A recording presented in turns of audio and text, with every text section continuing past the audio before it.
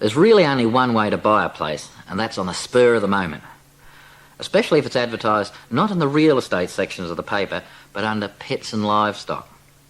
Gundaroo, our particular ad announced. Quaint 19th century cottage in township. 2 bedrooms, kitchen and primitive bathroom. Now, we originally only intended to go out for a look.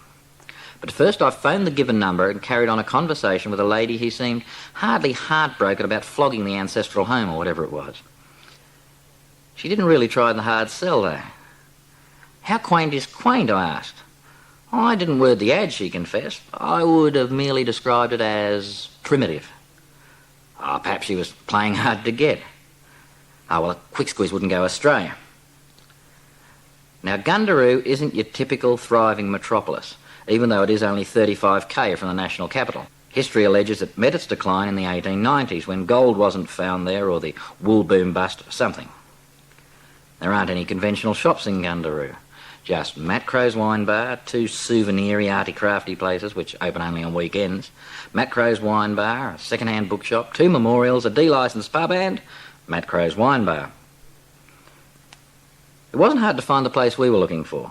Just past Matt Crow's, turn right and then left, and there we were, surrounded by Triumphs, Volvos, Mercedes and Jags, all the sorts of vehicles only the Canberra trendies can afford, and all bulging with checkbooks and cold hard cash and negotiable bonds. Our faded Datsun with fashionably bald tyres slipped suitably far to one side so as not to impede the progress of these mighty machines. Because none of them was staying very long.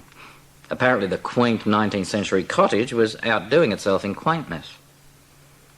By the time they'd fled back to the cream brick veneer security of Canberra and locked themselves away behind their multiple Spanish-style arches, we'd made up our minds.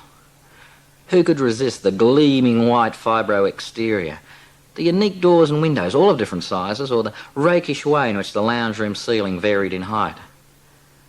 Who needs more than a 4x6 kitchen with up-to-date pre-World War I wood stove? And so what if the main household tank has dropped its bundle and there's no water for the kitchen or bathroom? And who cares about that strange whimpering from the dunny? Well, ball tyres or not, we decided to take the plunge and wrote out a cheque for the holding deposit. Now, the bloke flogging the place wanted $200.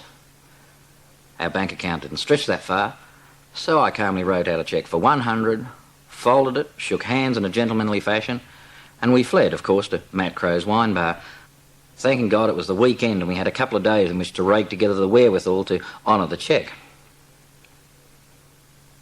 Now, every country estate needs a name.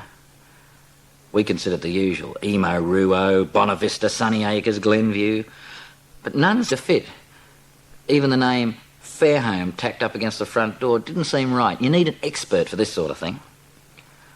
Joshua, aged 3, is just such an expert. And on his first visit to our broad acres, he didn't disappoint us.